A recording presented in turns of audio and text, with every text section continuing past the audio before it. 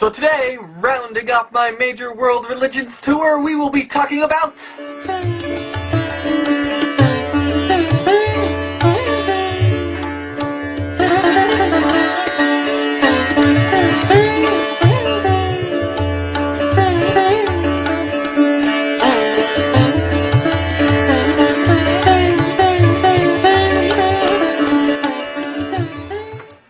really planned on talking about Hinduism because I had this sort of running gag going. It dates back to the days when everybody was calling me a Jew all the time. Oh, how come you're not making fun of Judaism? Huh? How come you're not making fun of Judaism, you fucking Jew, you Jew? And of course now I've made fun of Judaism a couple of times, and so there was sort of a gag, because Judaism is like the 9th largest religion in the world, and Hinduism is the 3rd largest, and I hadn't made fun of Hinduism either.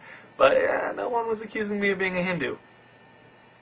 I didn't plan on making fun of it. But then I got this email from a Hindu. He said, it's okay that you make fun of other religions, but don't make fun of Hinduism. Apparently he objected to the fact that I had one of his gods, Shiva, with an X on it in my title.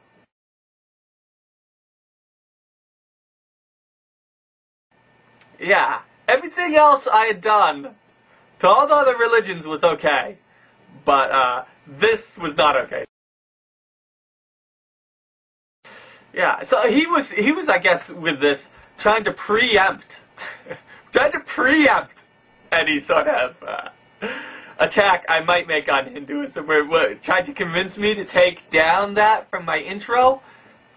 I made a couple arguments, of course. All other religions, I understand, are bad, but why include Hinduism?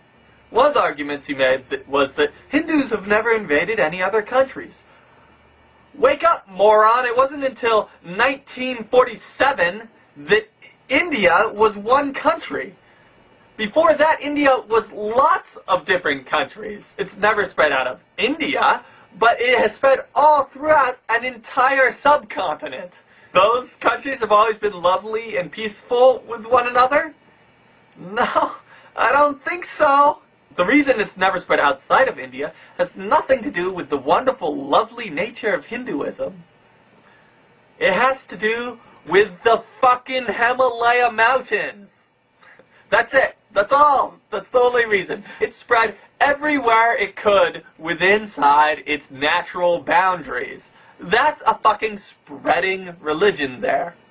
So then the rest of the email goes on to say, well, Hinduism is so wonderful and lovely, blah, blah, blah, and it's accepting of science, etc., etc. I got 2 words for you.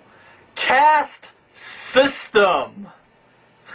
This is a system that was in place for literally thousands and thousands of years that said that a large percentage, somewhere between 20 and 30% of the entire population, should not even be touched by the rest of the people, should be completely shunned by people, and more important than that, that nobody should rise from the station that they were in. And surprise, surprise, look who is put on the very top of the caste system: the priests and holy men.